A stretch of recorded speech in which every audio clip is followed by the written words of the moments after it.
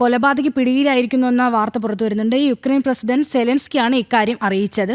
ഇന്നലെയാണ് ആൻഡ്രൂ പെരൂബി വെടിയേറ്റു മരിച്ചത്. പിന്തുടർന്നെത്തിയ ആക്രമി ആൻഡ്രിക്ക് നേരെ വെടിവെക്കുകയായിരുന്നു. ഈ വാർത്തയുടെ വിശദാംശങ്ങൾ കൂടി ഐസൻ. അനക, ഇന്നലെയാണ് ഈ ദാരുണമായ സംഭവം ഉണ്ടായത്.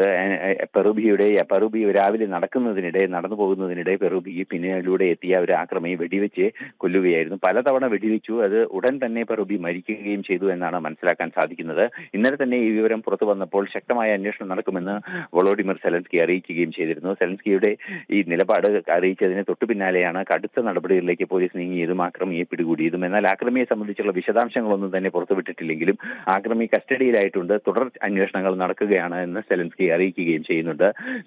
യുക്രൈന്റെ പാർലമെന്ററി പ്രവർത്തനങ്ങളിൽ ഏറെ ശക്തമായ സാന്നിധ്യമായിരുന്ന മുൻ സ്പീക്കറായിരുന്നു പെറൂബി എന്നതുകൊണ്ട് തന്നെ അദ്ദേഹത്തിന്റെ മരണം ഏറെ ഗൗരവമുള്ളൊരു വിഷയമായി തന്നെ യുക്രൈൻ നോക്കിക്കാണുന്നു.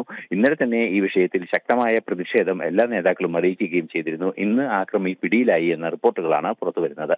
അനഘ, ശരി, ഐസൻ ജോസാണ് വാർത്തയുടെ വിശദാംശങ്ങൾ നൽകിയത്.